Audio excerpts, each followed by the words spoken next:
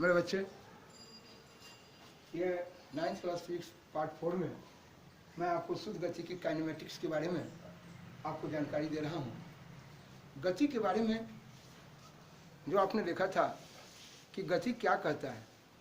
गति कहा कि साहब मैं यहीं रह गया, अब देखिए मैं हाथ में ढेला पकड़ा, ये ढेला को बिक दिया, तो मैं यहीं रह गया, ये ढेला कहीं और चला गया, तो मेरे अपेक्षा ये ढेला गति में आ गया। तो गति जो है एक वस्तु की अपेक्षा दूसरी वस्तु को गति में दी। लेकिन शुद्ध गति की कहता है कि साहब इसमें क्या है। देखिए इसमें बोल रहा है कि शुद्ध गतिकी में वह क्या है, कहता है कि इसमें क्या है शुद्ध गतिकी में। तो जैसे मैं आपको कहा कि आप जब स्कूल से चलते हैं तो आपके घर में लाख भुटवा के आम से लेकर लोहड़ी तक का आम मालदा पड़ा हुआ है, न खाइएगा। लेकिन रोड पर साहब जो है सुकुल आम ही पड़ल है, एकदम खट्टा खटरूस है। लेकिन आपका इच्छा होगा कि नहीं यही आम में के पेड़ जो है, आम के पेड़ में से आम तोड़ के आज खाएंगे तो खाएंगे। लड़का का जिद होता है, तो लोग कहता है हे भगवान ये कैसा लड़का के बुद्धि है जो अपना घर के आम मीठा आम न खाई चाहिए, खट्टा खट्टा आम जो है खाला बेचैन। ये अम्मा में कथी है प्रभु, ये अम्मा के खाए लोग बेचैन। तो कहता है कि यहाँ आम में, इस आम में क्या है। वही तरह से ये पूछता है कि शुद्ध गतिकी में वह क्या है। यहाँ ये नहीं पूछ रहा है कि जैसे आपसे कोई क्वेश्चन कहता है कि आपका नाम क्या है, आप ऊपर देखेंगे आपका नाम क्या है, जैसे आपसे क्वेश्चन कर रहा है, वो ये क्वेश्चन नहीं कर रहा है, ये कह रहा है कि भाई शुद्ध गतिकी में वह क्या है। ये हम अपने आप में अपने मन से भाव उत्पन्न कर रहे हैं और कह रहे हैं कि जो चलता है, हाँ चलता है और गति के कारण पर विचार नहीं करता है। जैसे मैं कहा, अगर आपको कहूँ जो आप बैठे हुए हैं और कोई बच्चा आता है एक झपट कस के मार दिया, वो तू बेचैन हो गया, कहे भाई तुम धड़ से पकड़ रहे, तो कहे क्यों भाई तुम गति में क्यों आ गए। अरे मैं गति में आ गया, बिल्कुल तू तो आराम से बैठा था, यानी विराम में था, और तू बेचैन क्यों हो गया। कोई आदमी इधर से आया एक छोटा कस के दे दिया, अब तू छोटा खोज रहा है, बेचैन भेल है, क्यों, इसलिए कि उसको ठोकना है उसको भी। कहने का मतलब मेरे बच्चे है, आप घोड़ा पाल के रखे हुए, घोड़ा आराम से पड़ा है, और घोड़ा बांध के जोड़ में रखे थे रस्सी में, और कोई साहब क्या किया बेल के कांटा लेके घोड़ा देह में भोंक दिया, वो खूंटा सहित उखाड़ के भाग गया भाई है। तो कहा कोई पूछेगा कहा भाई तुम्हारा घोड़वा जो है गति में आ गया, कैसे जानते हैं कि गति में आ गया भाई, आप कैसे बोले। अरे हम लोग यहीं रोके, घोड़वा छपड़ा चढ़ा है, कहा सोनपुर में ना रुकेगा ना, वो बेचैन भेल है। बोलिए भाई क्यों ऐसा, गति के कारण पर आपने सोचा, कारण पता चला है कि मौलवी साहब जो है ना ओकरा कांटा भोंक दिए हैं, बेल के कांटा। कहने का ये मतलब मेरे बच्चे बेल के कांटा उसका कारण बन गया। यहाँ कहता है कि वो वस्तु गति कर रही है, यह कहता है शुद्ध गतिकी में वह क्या है जो चलता है, और जो चलता है उसके गति के कारण पर बिना विचार किए, उसको गति किस कारण से हुआ है उसको हमको जानने की आवश्यकता नहीं है, और साहब उस पर बिना विचार किए वह जो वस्तु गति की है वो गति का अध्ययन करेंगे। हम आपसे पूछेंगे गति का अध्ययन करेंगे, इसका क्या मतलब। जैसे आपसे कोई पूछता है सुनिए आप रोड पर चल रहे हैं, इसका क्या मतलब है भाई, जरूर कोई बात है। अरे मतलब यही है कि सुबह में साहब हम टहल रहे हैं, चीनी बीपी सबको ठीक कर रहे हैं। अच्छा ही बात है, इसका मतलब ना। ठीक उसी प्रकार मेरे बच्चे कहता है गति का अध्ययन, जिस तरह से कहता है कि कारण के बिना बोलिए साहब किस कारण से गति कर रहा है उसको जानने की आवश्यकता नहीं है, और बिना उसके कारण को जाने हम गति का अध्ययन करेंगे। गति का अध्ययन करना, गति का अध्ययन करने का क्या मतलब भाई मैं आपको अध्ययन करता हूँ रोज। आप सुबह 4 बजे जग जाते हैं और रोड पर टहलते हैं, हम आपको रोज अध्ययन करते हैं। मैं आपका स्टडी कर रहा हूँ कि आप क्या क्या करते हैं।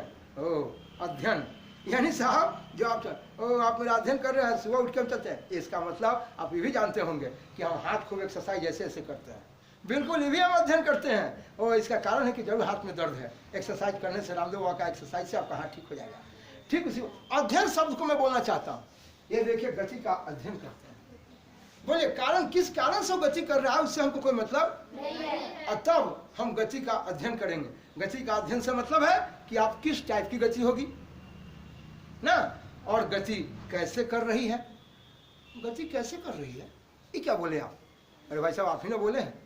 हो सकता है मक्खी यहाँ बैठा है, एक झापड़ मारे और मक्खी किधर उड़ जाएगी कोई पता, तो आपने कहा था रैंडम है यादृच्छिक। और साहब हो सकता है अपने वेद पर भी गति करती हो। जैसे पृथ्वी को ले लीजिए, पृथ्वी अपने धुरी पर चक्कर काट रही है, हर 24 घंटा पुरने के बाद वो अपनी गति को दोहराती है। हर 24 घंटा पुर जाएगा फिर अपनी गति को दोहराएगी।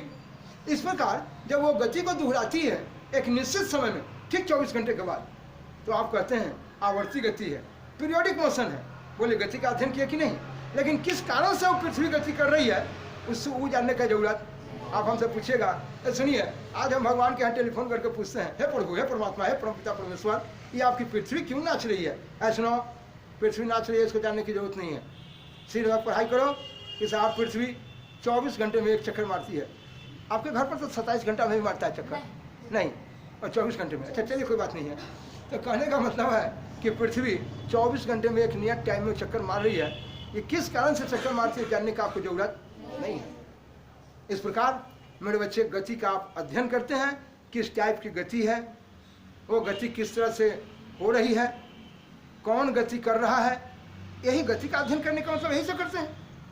लेकिन किस कारण से वो गति कर रहा है ये जानने की आपको जरूरत नहीं है। क्या मेरे बच्चे को कोई दिक्कत है?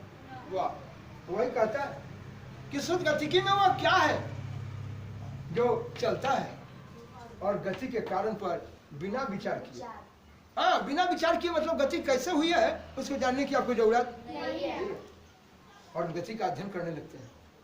इस प्रकार सरल रेखीय रास्ते पर, सरल रेखा तो आप जानते ही हैं साहब जी, ये देखिए सीधी रेखा, सरल रेखा, सरल रेखा पर आप गति का अध्ययन,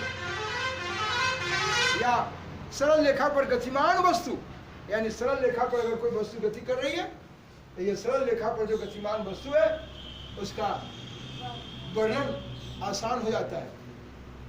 गतिमान वस्तु का वर्णन, ये वर्णन क्या होता है? वर्णन करना, डिस्क्राइब करना, उसके बारे में समझाना। तो गति के बारे में हम क्या समझाएंगे आपको? यह ना समझिएगा कि गति किस टाइप का है, गति कौन कर रहा है, गति कहाँ से कहाँ हो रही है, क्या कोई दिक्कत? यही ना गति का अध्ययन कीजिएगा मेरे बच्चे। सरल रेखा पर गति का अध्ययन बड़ी आसान हो जाता है। कब? जब गति किस कारण से हो रही है उसको आपको जानने की जरूरत नहीं है। बिना उस कारण को जाने हुए वो एक सरल रेखा पर जो वस्तु गति कर रही है उस गति का हम अध्ययन करें। मुझे कोई दिक्कत? बड़ी बात समझ आ रही? वाह, ये कहता है। और सबसे पहले सरल रेखा पर कोई वस्तु गति करेगी उसका हम अध्ययन करेंगे, गति का वर्णन करेंगे, और तब समतल में करेंगे। तो पहले हम सरल रेखा पर गति का अध्ययन करेंगे और फिर हम समतल और आकाश में, समतल और आकाश में गति का, ये गति लिखा हुआ है, गति का अध्ययन करेंगे। आइए चलते हैं कि समतल में कैसे, समतल क्या होता है? कहा कि जमीन तो समतल है, बिल्कुल जमीन समतल है। आइए उसी जमीन को मैं यहाँ समझाता हूँ कि समतल में और गति में कैसे। पहले आप सरल रेखा पर गति का अध्ययन, तब से आप समतल और साहब आप आकाश में। दिखाता हूँ कि समतल और आकाश क्या चीज़ है। आप बच्चे हैं, नए पढ़ रहे हैं, फिर जब आएंगे 9th क्लास का ही मैथमेटिक्स पढ़ेंगे तो आपको ढेर सारी बात, आपको समतल के बारे में जानकारी होगी। और दूसरा आपको साहब आकाश के बारे में भी जानकारी होगी कि किस तरह से हम 3 डायमेंशनल स्टेज में बात करेंगे। आइए साहब ले चलते हैं आपको 3 डायमेंशनल। आपको आगे जाके पहले 10th में ही कुछ था प्रोग्राम, लेकिन अब जाके फिर जाके 11th में काफ़ी मात्रा में उसको पढ़िएगा। लेकिन आइए मैं ले चलता हूँ, पहले थोड़ा सा बात आपको समतल और आकाश के बारे में मैं आपसे बात कराऊँ। लाइन पर बने रहिएगा। यही शुद्ध गतिकी में जो आपने देखा कि पहले हम सरल रेखा पर गति का अध्ययन करेंगे और साहब तब हम समतल और आकाश में। इस समतल और आकाश शब्द को मैं समझा देना चाहता हूँ ताकि मेरे बच्चे को याद नहीं करना पड़े। मेरे बच्चे याद मत कीजिएगा कभी, हमेशा हर चीज़ को समझने का प्रयास कीजिएगा और व्हाट एंड व्हाई का क्वेश्चन राइज कीजिएगा। बिना क्यों का जवाब जाने आप आगे नहीं बढ़ सकते हैं। आइए मेरे बच्चे चलता हूँ।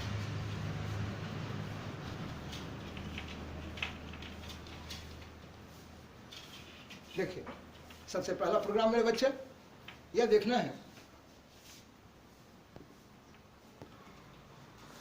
मेरे बच्चे ये शुद्ध गतिकी में जो समतल और आकाश, मैंने कहा कि पहले सरल रेखा पर हम गति का अध्ययन करेंगे और तब जाके हम साहब आकाश में और समतल में अध्ययन करेंगे। ये समतल किस चिड़िया का नाम है? ये आइए आएंगे अपने चैप्टर में, गणित में काफ़ी पढ़िएगा।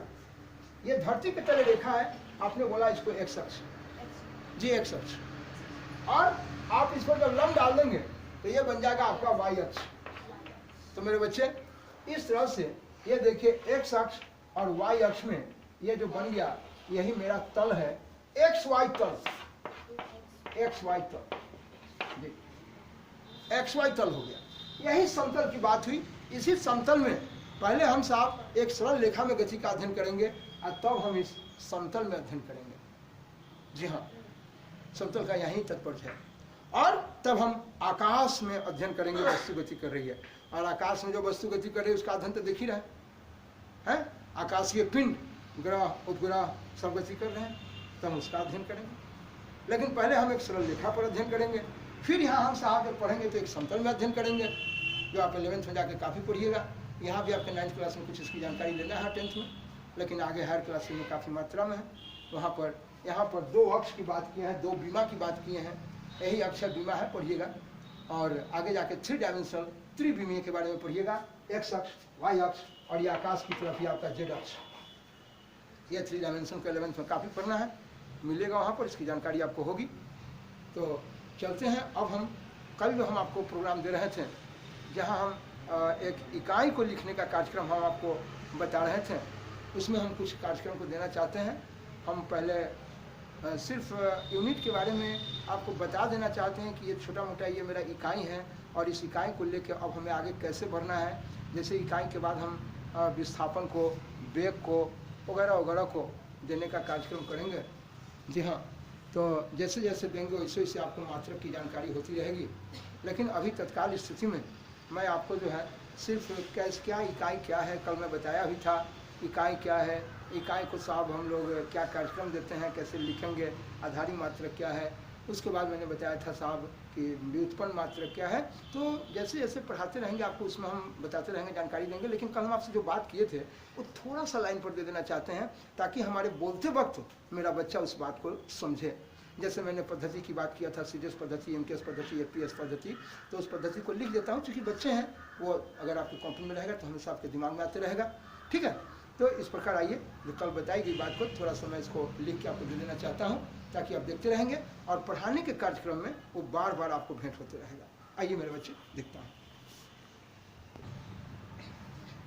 मेरे बच्चे, कल तक जो मैं आपसे बात किया था मात्रक के बारे में, मापन के बारे में, मेरे बच्चे मैं बात किया आपसे इकाई को लिखने के बाद, मैं उसी चीज़ के बारे में बताते हुए, समझाते हुए और मैं लिखते हुए निकलूँगा। आप उसका अध्ययन करेंगे। सबसे पहली बात आती है, कहते हैं लोग मापन, ये जानना चाहेंगे इसके बारे में